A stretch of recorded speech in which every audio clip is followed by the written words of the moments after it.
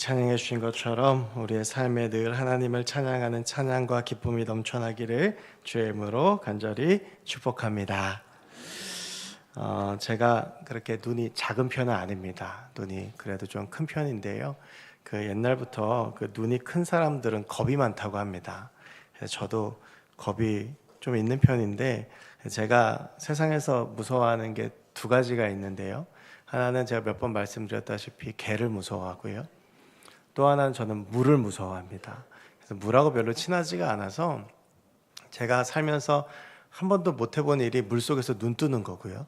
네, 물속에서 눈을 잘 못 뜹니다. 그리고 그 물에 뜨는 사람들이 참 부럽습니다. 저는 가만히 있으면 물에 뜬다고 그러는데 이상하게 가만히 있어도 물에 잘 안 뜨더라고요. 그래서 물하고 별로 친하지가 않은데, 네, 반면 저희 아내나 저희 딸은 수영을 좀 합니다. 그래서 같이 수영장 가면 이제 전 주로 물 밖에 있거나 그렇고 이제 수영을 하는데, 이제 저희 아들한테도 수영을 좀 가르쳤어요. 그래서 아들한테도 수영을 좀 가르쳐서 어느 날 저희 네 식구가 수영장을 갔는데, 저희 아들이 이제 그 수영 배운 걸 보여준다고 킥판을 붙잡고 열심히 발차기를 했습니다. 그러니까 이제 이렇게 좀 갔어요.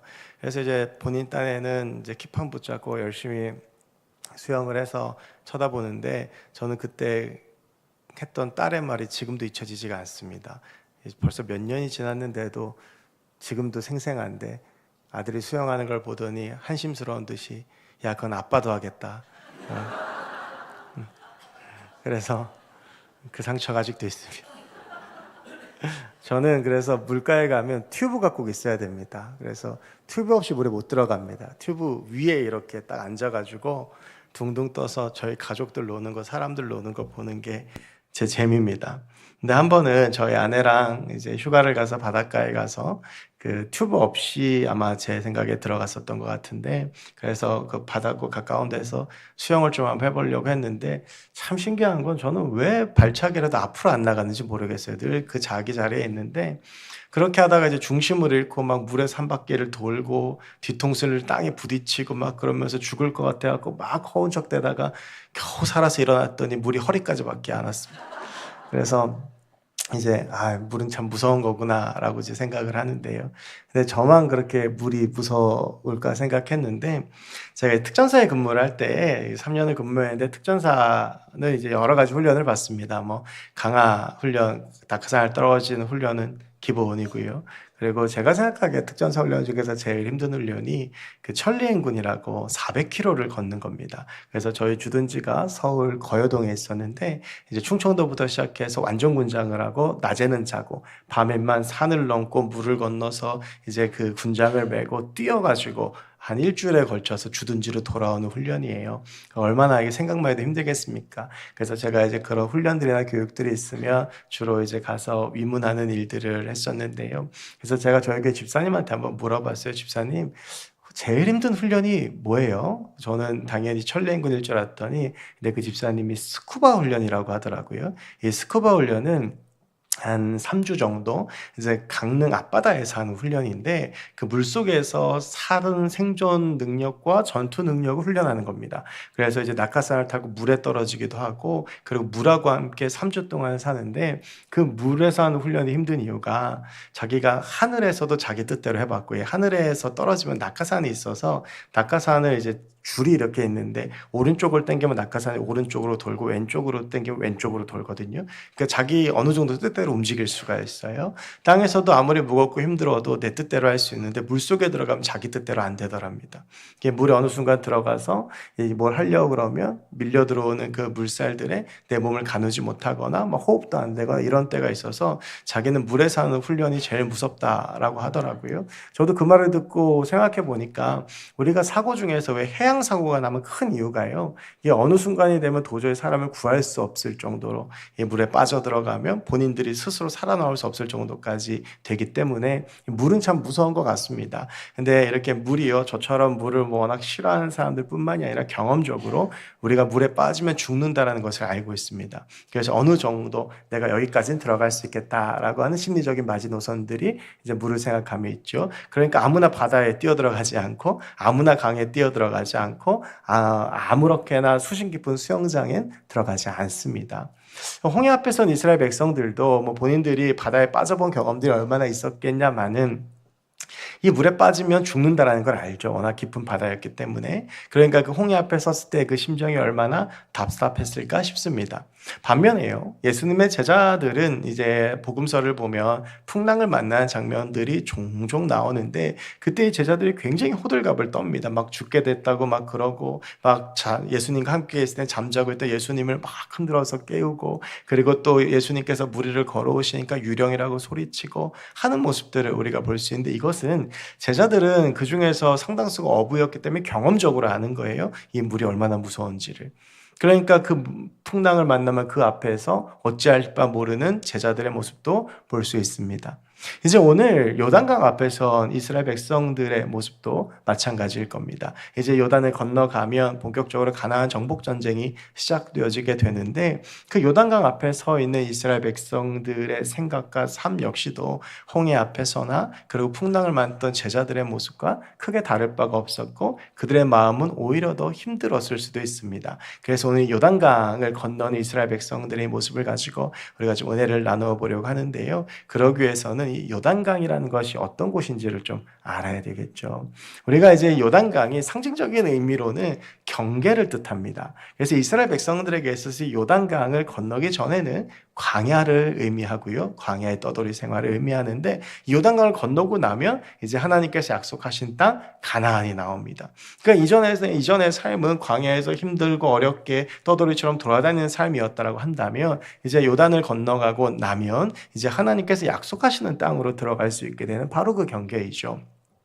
우리가 장례식 때 가면 참 많이 부르는 찬송 중에 하나가 찬송가 606장입니다. 해보다 더 밝은 저 천국. 근데 거기 이제 후렴구에 보면 요단강 건너가 만나리 라고 하는 후렴이 나와서, 사실 이 후렴구는 교회 안 다니는 사람들도 많이 알고 있는 후렴구입니다. 여기서 말하는 이제 요단강이 경계의 의미죠. 천국과 이 땅에서의 경계를 이야기하면서 우리가 이제 요단강을 건너가면 천국 가서 만나게 된다라고 하는 의미입니다. 근데 이제 이 경계의 의미보다 지금 현재 이스라엘 백성들에게 중요한 것은 이 요단강이 가지고 있는 지정학적 위치와 거기에 따른 의미입니다. 이 요단강은요, 북쪽으로는 갈릴리 바다, 그리고 남쪽으로는 사해 바다와 연결되어져 있습니다. 그래서 총 길이가 약 320km 정도 되는 굉장히 긴 강입니다. 그리고 이 요단강이라고 할 때 요단강의 그 뜻은 히브리어로 빨리 흘러내리는 시내입니다. 이 갈릴리 호수부터 시작해서 사해까지 흘러내리는, 그리고 특히 헐몬산에 그 겨울에 내렸던 눈이 녹아서 그 물이 더 함유하게 되면 더 빨리 흘러내리는 요단강의 세찬 강물, 그 급류를 잘 표현한 말이라고 할 수가 있습니다. 이 요단강이요, 건기 때에는 폭이 30m, 그리고 깊이가 1m, 수심이 1m 정도 되지만요, 우기가 되면 폭이 1.6km, 그리고 수심은 3m에서 4m가 됩니다.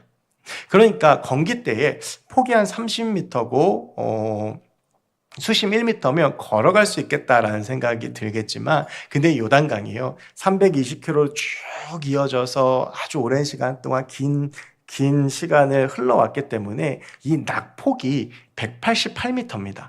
그러니까 요단강의 땅의 제일 높은 것과 제일 낮은 곳이 188m니까 어디서 이 땅이 꺼질지 몰라요. 그러다 보니까 요단강 전체에는 27개의 그 강 안에 폭포수가 있어서 급류와 소용돌이가 굉장히 많습니다. 그러니까 아무리 수심 1m여도 폭이 30m면 걸어갈 수 있다라고 여길지 모르겠지만, 가다 보면 언제 땅이 꺼질지 모르는 거예요. 그러니까 땅이 갑자기 푹 꺼지면 그 속에 빠질 수도 있고, 그래서 갑자기 급류나 소용돌이에 휘말려서 그대로 그 강에 빠져서 죽게 되는 일들도 생길지도 모른다는 거죠. 근데 이 건기 때에는 그래서 강을 건너는 게 불가능한 것이, 수심이 1m밖에 안 되기 때문에 배를 만들어서 띄울 수가 없습니다. 그러니까 건기 때는 요단강을 건너는 것이 거의 불가능하다고 볼 수 있습니다. 우기 때는 그래도 폭이 1.6km고 수심이 3-4m 되니까 배를 이용하면 건널 수는 있겠죠. 그런데 문제는 이것입니다. 이스라엘 백성들이 출애굽을 했을 때 성인 남자의 숫자가 60만 명이었습니다. 여자 어린아이 숫자까지 합치면 좋게 200만 명은 될 거라고 생각을 합니다. 40년이 흘렀기 때문에 그 인원에서 크게 변동이 없었을 것이라고 그냥 가정을 한다면, 여러분 그냥 최소로 잡고 200만 명이 배를 만든다 그러면 몇 척을 만들어야 되겠습니까? 그리고 그들이 건널 배를 최소한으로 만든다고 해도 몇 년이 걸리겠습니까? 그러니까 지금 당장 요단강을 건너는 것이 이게 건기이든 우기이든 불가능하다라고 하는 것을 우리가 알 수 있죠. 그러니까 이제 그 요단강 앞에 이스라엘 백성들이 선 거예요. 그런데 이스라엘 백성들에게는 이 요단강이 주는 그 의미보다 훨씬 더 어려운 문제가 하나 있었습니다. 단순히 요단강이 건너기가 어렵다. 지금 이 강을 어떻게 건널까라고 하는 그 두려움보다 훨씬 더 이들에게 가지고 있었던 큰 문제와 큰 고민은 무엇이냐 하면 그들과 함께 광야를 걸어왔던 지도자 모세가 더 이상은 함께하지 않는다는 사실입니다. 여러분 40년 동안 이스라엘 백성들을 모세가 굉장히 잘 이끌었습니다. 이스라엘 백성들에게 모세는요, 함께 길을 걸어가는 동행자 외에도 참 많은 의미를 가지고 있는 지도자였습니다. 그들이 배고플 때 만나를 주었던 사람이고, 그들이 고기가 먹고 싶다가 아우성을 치자 메추라기를 주었고, 바위에서 물을 내고 홍해를 가르고, 아말렉과의 전쟁에서 모세가 손을 들고 있자 이스라엘 백성들이 승리를 했습니다. 이 모세를 통해서 하나님의 역사하심을 보았던 이스라엘 백성들은 때로는 모세를 통해서 하나님을 바라보고 믿었지만 때로는 어떨 때는 이 모세가 하나님 이상으로 자신의 마음속에 자리 잡은 의지이자 힘이기도 했습니다. 그리고 모세는 그 긴 40년 동안 그 말 많고 불순종한 이스라엘 백성들을 데리고 다니면서 화를 딱 한 번만 낼 정도로 온유하고 착한 사람이었습니다. 그러니까 이스라엘 백성들에게 모세라는 리더가 얼마나 의지가 되고 훌륭한 리더겠습니까? 그런데 이 모세가 신명기 마지막을 보면 하나님께서 느보산으로 부르셔서 가나안 땅을 보여주신 후에 너는 저 땅에 못 들어간다라고 말씀하셨습니다. 물론 그것이 무리바 사건에서 화를 낸 이유도 있었겠지만 그보다 더한 것은 모세가 살아있는 채로 이스라엘 백성들과 가나안에 들어가서 가나안 땅을 차지하게 되면 말 그대로 모세가 하나님 이상 되는 더 큰 위치를 차지하기 때문에 하나님께서 이제는 모세의 걸음을 거기서 멈추게 하신 것이죠. 여러분 우리가요 그래도 어르신들이 좀 약간 몸이 아프거나 그래서 마음의 준비가 되면 그래도 헤어짐이 조금은 덜 슬픕니다. 그런데 어느 날 갑자기 죽게 되면 어떻습니까? 충격과 마음의 아픔이 더 심하지요. 여러분 모세는요 죽을 때까지 시력이 상하지 않고 몸의 기력이 쇠하지 않은 건강한 상태였는데 어느 날 갑자기 호련히 이스라엘 백성들 사이에서 사라진 겁니다. 시체를 찾을 수도 없었고 오늘까지 무덤도 찾을 수가 없습니다. 그러니까 이스라엘 백성들은 그 갑자기 사라진 모세를 생각하면서 얼마나 마음이 아프고 불안했겠습니까? 그런데 처음 만난 것이 요단강입니다. 근데 여러분 이것도 굉장히 재미있는 것은요. 이스라엘 백성들이 출애굽을 하고 처음 만났던 장애물은 홍해바다였습니다.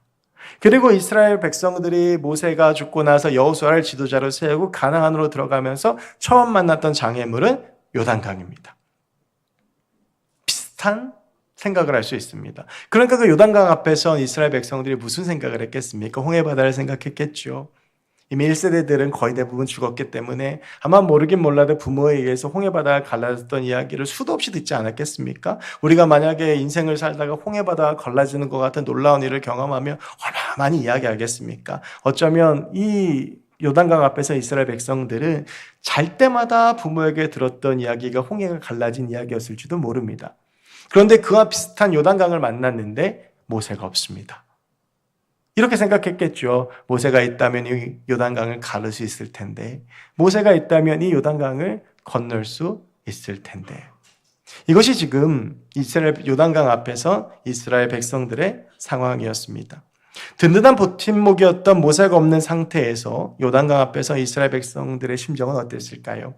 오늘의 본문자는 여호수아 2장 말씀을 보면 여호수아가 정탐꾼을 보냅니다. 그래서 그 정탐꾼들이 가나안 땅을 정탐하고 돌아오는데 그때 이제 우리가 잘 아는 기생 라합이 등장을 하죠. 그러고 나서 돌아와서 굉장히 희망찬 고백을 합니다. 저들은 우리가 오는 것을 보고 두려워하고 있고 우리가 오는 것을 겁내하고 있기 때문에 전쟁하면 우리가 이길 수 있다라고 하는 이야기였습니다. 그러니까 여러분 지금 이스라엘 백성들은 어떻습니까? 이 요단강만 건너면 어떤 역사가 일어날 것 같습니다. 이 요단강만 건너가면 뭔가 우리에게 승리가 있다는 희망찬 보고가 들립니다. 근데 지금 내 눈앞에 있는 요단강을 건너지를 못하는 겁니다. 여러분들 우리도 살면서 이런 경험들을 할 때가 있죠. 이것만 넘어가면, 이것만 정복하면, 이것만 되면, 이것만 하면 내 인생이 달라질 것 같은데 정작 내 앞에 가로막고 있는 그것 때문에 우리가 그 앞에서 무너지고 우리가 그 앞에서 어찌할 바 모르고 쓰러져 있는 모습들을 가질 때가 많이 있다라고 하는 것입니다. 오늘 이것이 요단강 앞에서 이스라엘 백성들의 심정이었고 마음이었습니다. 그런데 오늘 본문 7절, 8절 말씀을 보면 그런 상황 가운데 있는 이스라엘 백성들을 위하여 하나님께서 여호수아에게 이렇게 말씀을 하십니다. 여호와께서 여호수아에게 이르시되 내가 오늘부터 시작하여 너를 온 이스라엘의 목전에서 크게 하여 내가 모세와 함께 있었던 것 같이 너와 함께 있는 것을 그들이 알게 하리라. 너는 언약궤를 맨 제사장들에게 명령하여 이르기를 너희가 요단 물가에 이르거든 요단에 들어서라 하라. 여러분 오늘 이 말씀을 7절 8절 중심으로 대략적으로 요약을 하면 이런 말씀입니다. 하나님께서 여호수아에게 내가 그 요단강물 해결해 주겠다는 거예요. 내가 그거 멈추게 해줄 텐데 근데 홍해바다하고는 방식이 좀 다릅니다. 홍해바다는 건너기 전에 바닷길이 열렸다면 이제 제사장들이 언약궤를 메고 요단강에 들어가면 내가 그 요단강물을 멈추어 주겠다. 그러니까 너희는 그 강으로 걸어가라 라고 하는 것입니다. 그리고 오늘 말씀을 계속 이어서 보면 이 말씀처럼 언약궤를 맨 제사장들이 요단강에 들어가자 강물이 멈추었고 모든 백성들이 그 멈춘 마른 땅으로 건너서 가나안에 도착을 하게 됩니다. 그러니까 하나님께서 지금 이 요단강 앞에 선 여호수아와 이스라엘 백성들 앞에 있는 이 문제를 해결해 주셨던 것이죠. 여러분 오늘 이 역사에 대해서 여호수아 입장과 백성들의 입장에서 좀 살펴보려고 합니다. 먼저 여호수아 입장에서 본다면 처음 마주한 걸림돌을 무사히 넘어갔습니다. 어쩌면 이 홍해바다를 경험했기 때문에 그 홍해바다를 사람들이 생각했기 때문에 이 요단강이 멈추는 것을 보면서 사람들의 마음속엔 어떠한 생각이 들었을 것이냐 하면 이 여호수아가 모세와 같은 사람이구나. 여러분 여호수아에게 있어서 가장 큰 문제가 그것이지 않았겠습니까? 그 훌륭했던 모세의 뒤를 이어서 지도자가 되었지만 능력도 없고 사람들도 여전히 약하고 그런 가운데 내가 어떻게 하면 좋을까? 라고 하는 생각 가운데 하나님께서 여호수아 1장에서 여호수아에게 너는 강하고 담대하라고 약속해 주셨고 그리고 오늘 요단강을 건너 이 사건을 통해서 그 말씀을 실제로 이루어 주십니다. 이스라엘 백성들은 모세를 그리워했고 요단강 앞에서 모세를 생각했겠지만 하나님은 이제 요단강을 가르는 역사를 통해서 여호수아와 모세와 같은 지도자임을 분명히 하셨습니다.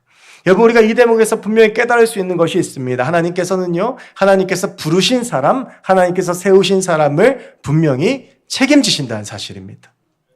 오늘 여호수아를 세우신 분이 하나님이시기 때문에 하나님께서 그 여호수아를 책임져 주시는 것이죠. 여러분 우리가 교회라고 하는 말을 헬라어로 에클레시아라고 합니다. 이 에클레시아라는 원래의 뜻은 부름받은 자들의 모임이다라고 하는 뜻입니다. 그러니까 여러분 우리 모두가 다 하나님께 부름받은 사람들이라는 것입니다. 어떠한 이유로 이 자리 가운데 나와 있을지는 모르겠으나 우리가 여기에 나와 있는 것은 주의 부르심 때문이고 그래서 오늘 말씀에 비추어 본다면 하나님께 부름받은 우리의 삶을 하나님께서 책임져 주신다라고 하는 것입니다. 오늘 그 여호수아를 통해서 우리가 분명히 깨달을 수 있는 것이 그것이죠. 여러분 그래서 우리가 불안해하거나 두려워하거나 걱정할 필요가 없습니다. 예수님께서도 말씀하셨죠. 너희가 걱정함으로 네 키를 한 자라도 더할 수 있느냐. 우리가 걱정으로 바꿀 수 있는 것이 아무것도 없습니다. 우리가 불안해하고 두려워하면서 바꿀 수 있는 것이 아무것도 없습니다. 하지만 우리의 삶을 주님께서 책임져 주시기 때문에 우리는 그 하나님을 바라보면서 걸어가는 것입니다. 사랑하는 여러분, 하나님께서 우리의 삶을 책임져 주십니다. 하나님께서 나의 자녀의 삶을 책임져 주십니다. 하나님께서 나의 가정을 책임져 주십니다. 살아가다 보면 여러 가지 어렵고 힘든 일들을 만나고 내 힘으로 되지 않는 문제들이 있습니다. 우리가 자녀들 키울 때 그렇잖아요. 요 시기만 지나면 괜찮겠다. 요 시기만 지나면 괜찮겠다. 근데 자녀를 키워보시면 아시겠지만 어떻습니까? 새로운 시기가 되면 또 다른 문제가 발생하고 또 다른 문제가 발생하고 중학생 되면 문제가 없겠지. 중학생 되면 또 문제가 생기고 고등학생 되면 또 문제가 생기고 그리고 나중에 시집장가 보내놓으면 문제 없을 것 같지만 그래도 또 문제가 생기지 않습니까? 여러분 그것이 우리가 살아가는 삶인 것이죠. 근데 우리는 그 속에서 지속적으로 내가 할 수 있는 것이 없음에도 불구하고 걱정하고 불안하고 두려워합니다. 그러나 오늘 주님께서 우리에게 말씀하십니다. 너는 내 것이니 너의 삶은 내가 책임진다. 하나님께서 우리의 삶을 책임져 주시는 줄로 믿습니다. 여러분 그렇다면 이스라엘 백성들 입장에서는 어떻겠습니까? 오늘 이 홍해바다가 이 요단강이 멈추는 사건은요. 앞서 말씀드렸던 홍해바다가 갈라지는 것하고는 조금 다릅니다. 홍해바다는요. 이스라엘 백성들이 홍해바다 앞에 섰을 때 모세가 두 손을 들자 홍해바다가 갈라집니다. 그리고 갈라진 바닷길을 통해서 이스라엘 백성들이 걸어갑니다. 열린 길을 통해서 나아갔던 것이죠. 그런데 오늘 하나님께서 요단강물을 멈추시는 방법은 너희가 먼저 들어가라는 것입니다. 너희가 먼저 들어가면 그 강물이 멈출 것이다. 지금 하나님께서 무엇을 요구하시는 것입니까? 믿음을 요구하시는 것입니다. 내가 열어주기만 하는 그 길을 가는 것이 아니라 네가 나에게 믿음을 보여주면 내가 이 강물을 멈추겠다라고 말씀하시는 것이죠. 여러분, 우리의 삶 가운데 아무 일 일어나지 않습니까? 그렇다면 그때에는 바로 믿음이 필요한 때입니다. 하나님께서 우리의 삶 가운데 홍해바다를 열어주실 때도 있고 바닷길을 열어주실 때도 있고 순적한 길로 인도하실 때도 있지만 세찬 요단강물 앞으로 인도하실 때도 있습니다. 여러분, 그때에 아무 일 일어나지 않는다면 내가 먼저 믿음을 보여야 할 때입니다. 내가 하나님 앞에서 믿음으로 서고 내가 믿음으로 하나님 앞에 나아가고 내가 굳건한 믿음으로 흔들리지 않고 섰을 때에 우리의 삶 가운데 요단강이 멈추는 역사가 일어나게 되더라고 하는 것이죠. 여러분, 그래서요, 믿음으로 선 하나님의 사람들을 하나님은 반드시 책임지십니다. 믿음으로 서서 주님 바라보고 하나님 앞에 서 있으면 하나님께서 그 인생을 책임져 주시고 그 앞에 있는 홍해도 갈라주시고 그 앞에 있는 요단강도 멈추게 하시는 것이죠. 여러분, 이 하나님의 역사를 그 누구보다도 강력하게 체험했던 것이 여호수아입니다. 오늘 이 말씀이 끝나고 나면 이스라엘 백성들이 이제 요단강을 건너갑니다. 그러면서 이스라엘 백성들이 처음으로 마주한 적이 여리고성입니다. 여러분, 이 여리고는요, 쉽게 싸워서 이길 수 있는 성이 아닙니다. 바위에 둘러싸이는 바위성이고 높고 굳건하고 튼튼하고 그 성에 있는 사람들도 무장하고 있는 이스라엘 백성들이 자신의 힘으로 어떻게 무너뜨리기가 참 어려운 곳입니다. 그래서 여러분, 여리고는요, 가나안 땅의 빗장과도 같습니다. 그러니까 요즘 집에는 이제 빗장 같은 게 잘 없지만 예전에 이제 살았던 집들에 보면 빗장이 있어서 살다가 빗장을 딱 해서 딱 걸어놓으면 어떻습니까? 아무리 해도 열리지 않죠. 이 여리고성은 가나안 땅의 빗장과도 같은 곳입니다. 이제 그곳에 전쟁을 해야 됩니다. 근데 하나님께서 여호수아에게 말씀하세요. 여러분, 이 시점에서 하나님께서 말씀하셔야 되는 것은 어떻게 하면 이길 수 있는지, 너의 전략이 무엇인지를 말씀해 주셔야 될 텐데 여호수아 5장을 보면 하나님께서 이해할 수 없는 말씀을 한 가지 하십니다. 그것이 할례를 행하라는 것입니다. 원래 할례는 난지 8일 만에 된 어린아이에게 행하는 것인데 성기의 포폐를 돌로 찍어서 베어내는 것입니다. 근데 이스라엘 백성들이 광야로 가서 그들의 죄로 인해서 하나님께서 할례를 멈추셨습니다. 근데 지금 이 가나안 땅에 들어와서 그 할례를 다시 행하라고 하는 것입니다. 여러분, 근데 문제는 이 할례를 받고 나면 너무나도 고통스럽습니다. 그래서 거의 일주일 동안을 아무것도 하지 못하고 누워 있어야 되는데 이스라엘 백성들은 지금 거의 모든 남자가 할례를 받아야 됩니다. 그러니까 지금 가나안 땅으로 들어와서 지금 요단강 밖도 아니고 요단강 안으로 들어와서 가나안 땅 안에 들어와서 전쟁을 해야 되는데 지금 적군 앞에서 할례를 받고 너희들이 일주일을 허비하라는 이야기인 겁니다. 여러분, 이게 어떻게 납득이 되겠습니까? 물론 여기에도 여러 가지 의미들이 있지만 그런데 여호수아와 이스라엘 백성들이 이 말에 순종합니다. 요단강물을 멈추신 하나님 앞에 믿음으로 나아갔던 것이죠. 그리고 나서 여리고성으로 나가서 승리를 하는데요. 그래서 이 대목에서 저는 여리고성 전투를 보면 군인의 입장에서 봤을 때 이해가 안 되는 것은 이것입니다. 먼저 이제 뒤에 나오는 여리고성을 이렇게 도는 일주일 동안 도는 장면을 보면 무기도 없이 내 성을 7일 동안을 도는데 왜 여리고성에 있는 사람들은 공격하지 않았을까? 근데 그보다 더 근본적인 질문은요. 이 가나안 족속들은 이스라엘 백성들이 요단강을 건너온 것까지 알고 있었습니다. 그러니까 이 여러 정보들이 있는데 이스라엘 백성들이 뭐 거의 일주일 가까이 공격을 하지 않아요? 궁금했겠죠. 그리고 이들은 왜 공격하지 않는지도 알고 있겠죠. 여러분, 그렇다면 올바른 전략적인 판단이라면 어떻습니까? 출정해서 싸워서 다 죽여야 됩니다. 그런데 이스라엘 백성들이 할례를 받고 누워있는 그 시간 동안 그 누구도 이스라엘 백성들을 공격하지 않습니다. 그리고 이스라엘 백성들로 회복이 되어서 여리고성으로 나아가서 전쟁에서 승리합니다. 왜 그랬을까요? 여러분, 여기에 대한 답이 하나님께서 할례를 말씀하시기 전인 여호수아 5장 1절에 나와 있습니다. 여호수아 5장 1절의 말씀을 제가 읽어드리겠습니다.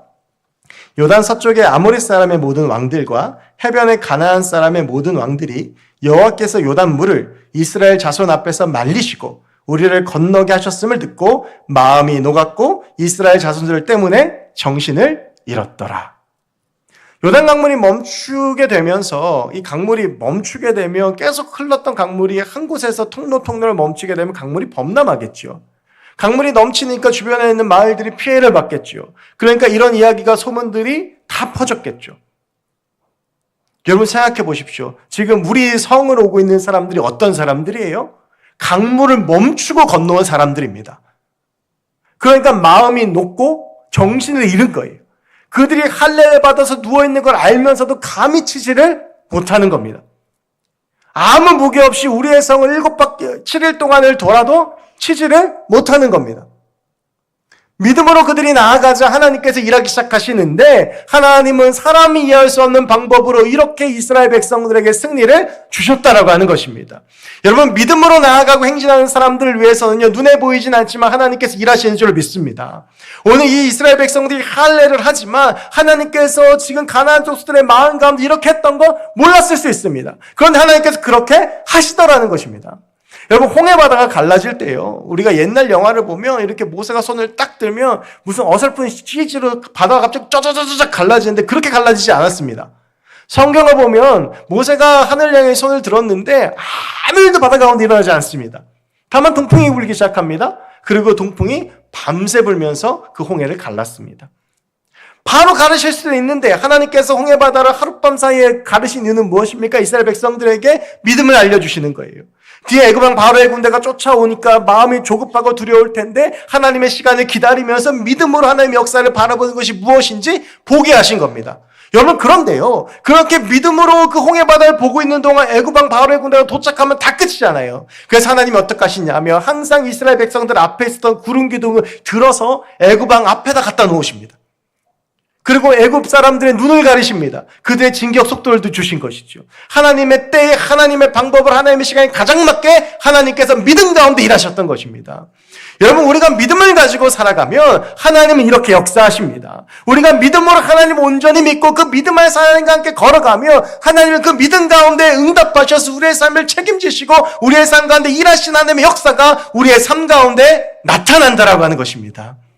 여러분 우리의 삶 가운데 필요한 것이 무엇입니까? 우리의 삶 가운데 물질이나 돈이 필요한 것이 아닙니다. 사람이 필요한 것이 아닙니다. 인맥이 필요한 것이 아니라 명예가 필요한 것이 아니라 권력이 필요한 것이 아니라 지금 내 앞에 있는 문제들을 세상적인 방법으로 풀어갈 묘수가 필요한 것이 아니라 우리에게 필요한 것은 하나님께서 함께 하신다는 믿음인 줄로 믿습니다. 우리가 믿으면 하나님이 일하십니다. 여러분 절대 일은 우리가 하지 않습니다. 우리가 일하면 어떻게 합니까? 다 실패합니다. 하지만 믿으면 일은 하나님이 하십니다. 여러분 우리가 해야 되는 것은요 믿음으로 승리하는 겁니다. 사람의 힘과 사람의 능력과 사람의 방법이 아니라 세상의 방법이 아니라 믿음으로 나아가 믿음으로 승리하는 것이 우리 가운데 주어지는 진정한 승리인 줄로 믿습니다. 믿음으로 그 하나님의 역사를 볼 수 있는 저와 여러분들이 됐으면 좋겠습니다. 여러분 그런데요 오늘 이 광경을 생각해 보면 가슴 뭉클한 장면이 하나 있습니다. 여러분 한번 이 장면을 상상해 보십시오. 14절부터 17절 말씀을 통해서 하나님께서 말씀해 주시는 것은 무엇이냐 하면 이게 여호수아 4장에 보면 직접적으로 나오는데요. 언약궤를 맨 제사장들이 요단강으로 들어서라. 그러면 그 강물이 멈출 것이다 라고 말씀을 하세요.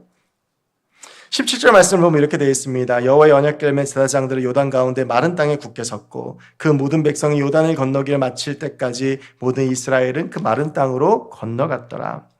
여러분 한번 이 말씀을 한번 상상해 보십시오. 언약궤를 맨 제사장들이 요단강에 서자 요단강이 멈추었습니다. 그리고 모든 백성들이 요단을 건너기를 시작하는데요. 아마 꽤 오래 걸렸을 겁니다.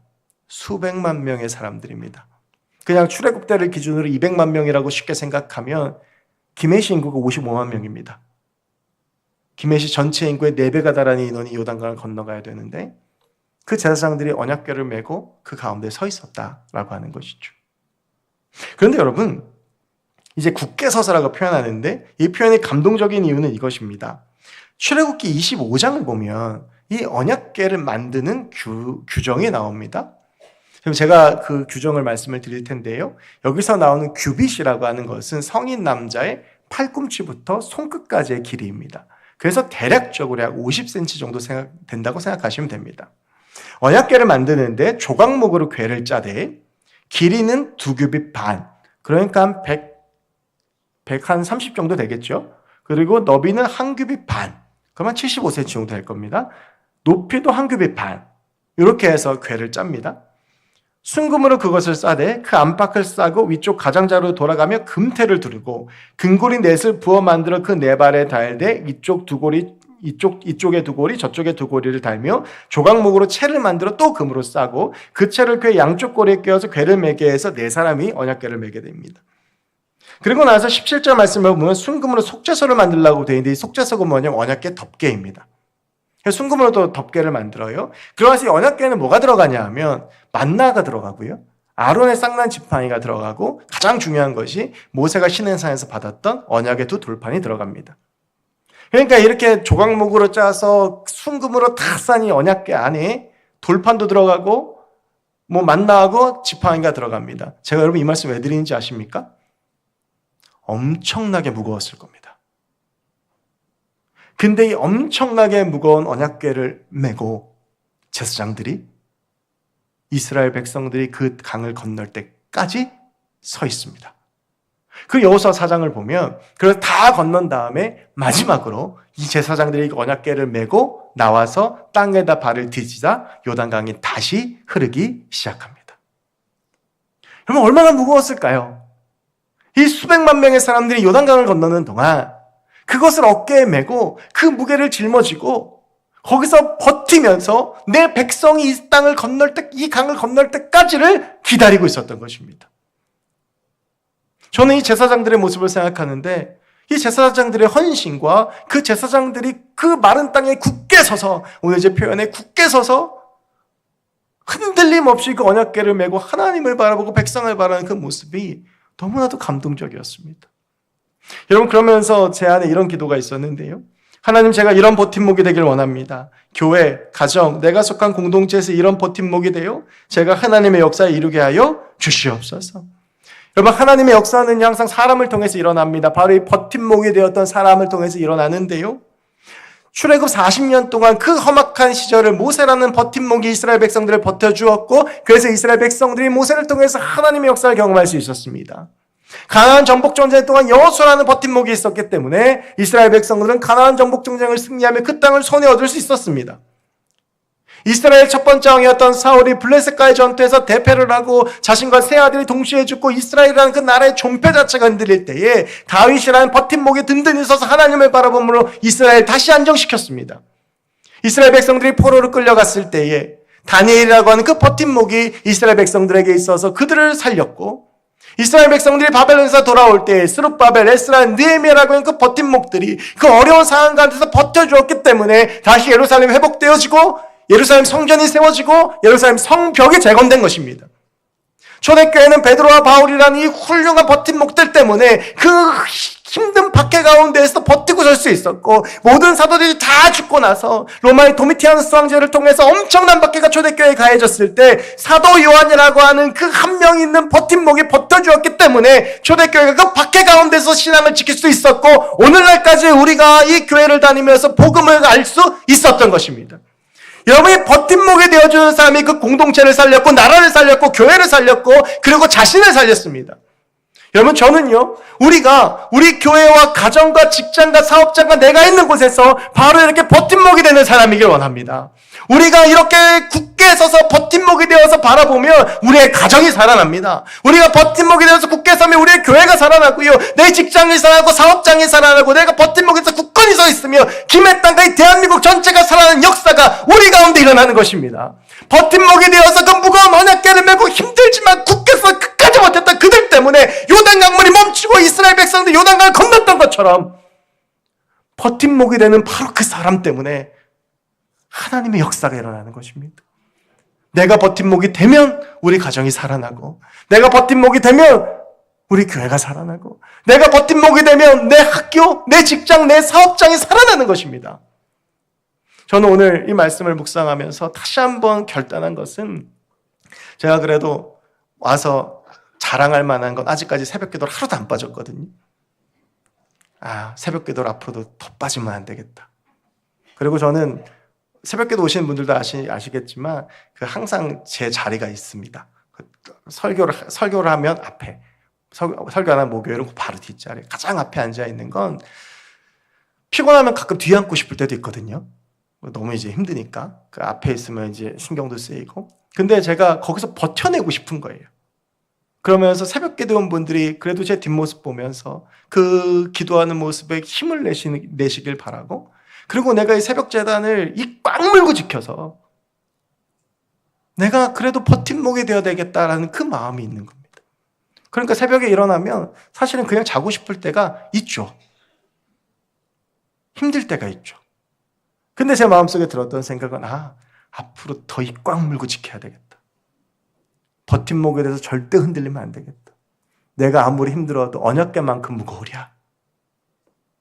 여러분, 우리가 버팀목이 되어서 사는 삶 쉽지 않습니다. 여러분 가정에서 신앙으로 버팀목이 되는 것, 여러분 직장과 여러분이 속한 자리에서 버팀목이 되는 것 결코 쉽지 않습니다. 언약궤가 얼마나 무거웠겠습니까?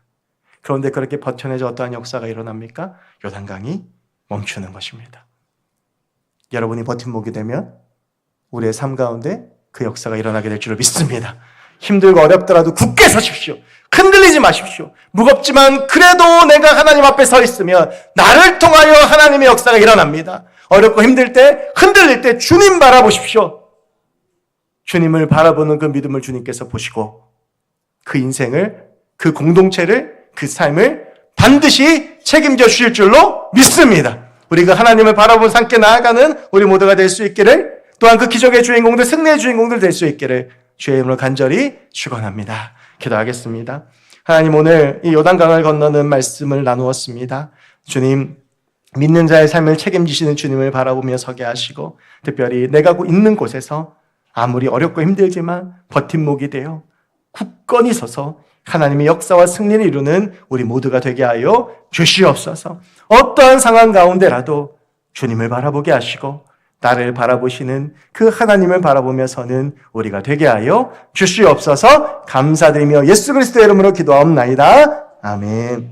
우리 말씀 기억하시면서 또 우리의 마음 결단하시면서 주만 바라볼지라 함께 찬양하시겠습니다.